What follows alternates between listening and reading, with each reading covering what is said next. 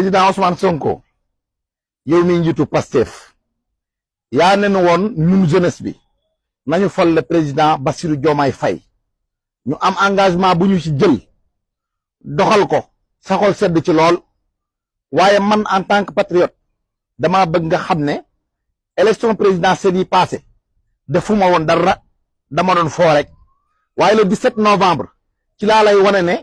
tey laa gën a am confiance ci yow tey laa gën a am yaakaar ci yow tey laa la gën a wóolu tey laa la gën a sopp tey laa gën a séntu ci yow avenir Sénégal